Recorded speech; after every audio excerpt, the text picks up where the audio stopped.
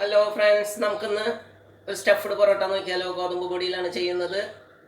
അപ്പോൾ നമുക്കത് എങ്ങനെയാണ് ഉണ്ടാക്കാമെന്ന് നോക്കാം. ആദ്യം അതിൻ്റെ മാവ് കുഴയ്ക്കുന്നത് നമുക്ക് നോക്കാം. അപ്പോൾ അതിലേക്ക് ഞാൻ 2 കപ്പ് പൊടി എടുത്തിട്ടുണ്ട്. അതിലേക്ക് ഉപ്പിട്ട് ഒരു വാം വാട്ടർ കേട്ടോ, തിളച്ച വെള്ളമല്ല, അതിലേക്ക് ഞാൻ ഉപ്പിട്ടിട്ടുണ്ട്. അപ്പോൾ അത് നമുക്ക് ഇതിലേക്ക് ഒഴിച്ചു കൊടുക്കാം.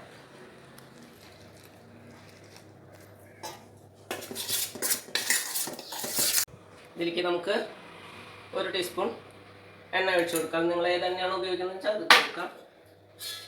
1/4 ടീസ്പൂൺ മഞ്ഞൾപ്പൊടി. ഇതിലേക്ക് നിങ്ങൾക്ക് താല്പര്യം ഉണ്ടെങ്കിൽ മാത്രം, നമ്മുടെ അവിടെ അയമോദകം എന്ന് പറയും, താല്പര്യം ഉണ്ടെങ്കിൽ മാത്രം അതിൻ്റെ പൊടിയാണ് കേട്ടോ. ഞാൻ അയമോദകം പൊടിച്ച് വെച്ചിരിക്കുന്നതാണ്. പിന്നെ ഒരു നുള്ള് ജീരകപ്പൊടി, ചെറിയ ജീരകം പൊടിച്ചത്, അത്രയും കൂട്ടിയിട്ട് നമുക്കിത് നന്നായിട്ട് കുഴച്ചെടുക്കാം. നമ്മുടെ മാവ് ഇവിടെ കുറച്ച് റെഡി ആയിട്ടുണ്ട്.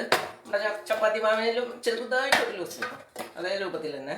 ഇതിലേക്ക് ഇട്ടത് ഉപ്പ്, മഞ്ഞൾപ്പൊടി, അയമോദകം, ജീരകപ്പൊടി, ഇതൊക്കെയാണ് ഇട്ടിങ്ങനെ. ഇനി ഇതിനെ നമ്മുടെ മസാല ശരിയാക്കണം. നമുക്ക് അതുവരെ ഇതിനെ നടച്ചു വയ്ക്കാം. അപ്പോൾ നമുക്ക് ഇതിലേക്കുള്ള മസാല തയ്യാറാക്കാം. ഞാനൊരു കടായി വെച്ചിട്ടുണ്ട്. നമുക്ക് സ്റ്റവ് കത്തിച്ചു. ഇതിലേക്ക്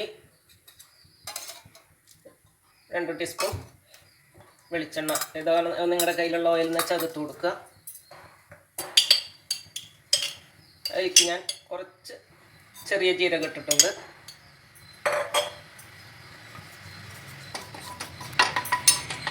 അതൊന്ന് ഫ്രൈ ആകുമ്പോൾ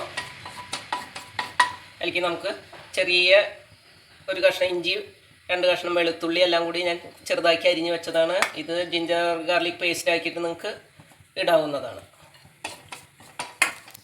ഇതിലേക്ക് നമുക്ക് ചെറുതായി അരിഞ്ഞ് വെച്ച സവാള ഇട്ട് കൊടുക്കാം. ചെറുതായി അരിഞ്ഞ് വെച്ച ക്യാരറ്റ് ഇട്ട് കൊടുക്കാം. സവാളയും ക്യാരറ്റൊക്കെ വാടി വന്നിട്ടുണ്ട്. ഇതിലേക്ക് നമ്മൾ കുറച്ച് ക്യാബേജ് അരിഞ്ഞത്, ക്യാബേജ് ഞാൻ മഞ്ഞൾപ്പൊടി ഉപ്പിട്ടിട്ട് തിളപ്പിച്ച വെള്ളത്തിലിട്ടതാണ്. ഇപ്പോഴത്തെ പെസ്റ്റിസൈഡ്സിനെ ആലോചിച്ചിട്ട് അങ്ങനെ ചെയ്യുന്നതാണ് കേട്ടോ. നിങ്ങളുടെ സൗകര്യത്തിന് ചെയ്യാം. കുറച്ച് കോളിഫ്ലവർ കഴിഞ്ഞാൽ ഒരു ചെറിയ ഉരുളക്കിഴങ്ങ് ഞാൻ വേവിച്ച് ചെറുതായി പൊടിച്ച് വെച്ചിട്ടുണ്ട്. അത് മാഷ് ചെയ്തിട്ടായാലും കുഴപ്പമൊന്നുമില്ല കേട്ടോ. ഇതിലേക്ക് നമുക്ക് കുറച്ച് ഉപ്പിട്ട് കൊടുക്കാം. 1 ടീസ്പൂൺ, ചെറിയ ടീസ്പൂൺ കുരുമുളക് പൊടി ഇട്ട് കൊടുക്കാം.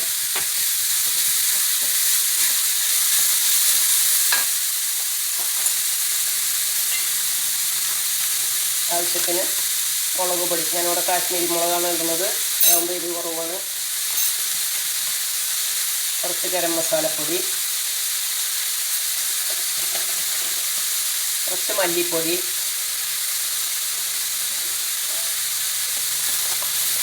ഇതെല്ലാം കൂടിയിട്ട് നന്നായിട്ട് വാട്ടിയെടുക്കാം. അപ്പോൾ നമ്മുടെ പൊറോട്ടയിലേക്കുള്ള ഫില്ലിങ് ഇതവിടെ റെഡിയായി വന്നിട്ടുണ്ട്. ഇതിലേക്ക് നിങ്ങൾക്ക് മുട്ട കഴിക്കണവരാണെന്ന് വെച്ചാൽ മുട്ട ഇപ്പോൾ പൊട്ടിച്ച് ഒഴിക്കുക കേട്ടോ. പൊട്ടിച്ചൊഴിച്ചിട്ട് ഇങ്ങനെ കൊത്തിപ്പൊരിക്കാൻ പറയില്ലേ നമ്മൾ, അങ്ങനെ ആക്കിയിട്ടും ചെയ്യാം. ഞാനിപ്പോൾ ഇതിൽ മുട്ട ഒഴിച്ചിട്ടില്ല. മുട്ട കഴിക്കുന്നവർക്ക് അങ്ങനെ ചെയ്യാം. നമുക്കിതിനെ റെസ്റ്റ് ചെയ്യാൻ പറ്റുന്നതിനെ അടച്ചു വെച്ചിട്ട് നമ്മുടെ ചപ്പാത്തി പരത്താം. അപ്പോൾ നമ്മുടെ ചപ്പാത്തി മാവ് ഇങ്ങനെ ലൂസാക്കിയിട്ട് കുഴച്ച് വെച്ചിട്ടുണ്ട്. ഇത് നമുക്ക് ജസ്റ്റ്, അപ്പോൾ നമ്മുടെ ചപ്പാത്തിയിലും ഇത്തിരി വലിപ്പത്തിൽ വേണം നമ്മൾ ഉരുളകൾ എടുക്കാനായിട്ട് കേട്ടോ. ഈ വലിപ്പം ഉണ്ടാവണേ.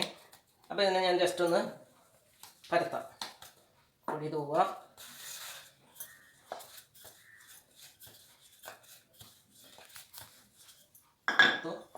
ഈ വലിപ്പം മതി കേട്ടോ. ഇതിലേക്ക് നമ്മൾ ഫില്ലിങ് വെച്ച് കൊടുക്കണം.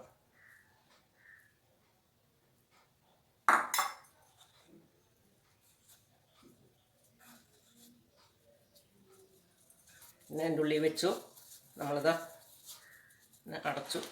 ഇനി നമുക്കിത് പലകമ വയ്ക്കേണ്ട ആവശ്യമില്ല. കയ്യിലിട്ടിട്ട് വെച്ചിട്ടായിരുന്നു.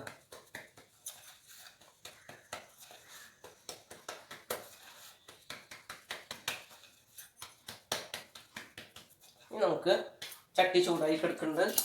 അതിലേക്ക് എണ്ണ തടവാ. ഇതിലേക്കിത് വെച്ച് കൊടുക്കുക. നമ്മുടെ പൊറോട്ട റെഡി ആയിട്ടുണ്ട്. ഇനി നമുക്ക് അടുത്തത് ഇതുമാതിരി ഇടാം. എനിക്ക് കുറച്ച് ഓയിൽ ഇങ്ങനെ ഒഴിച്ചു കൊടുക്കണം കേട്ടോ.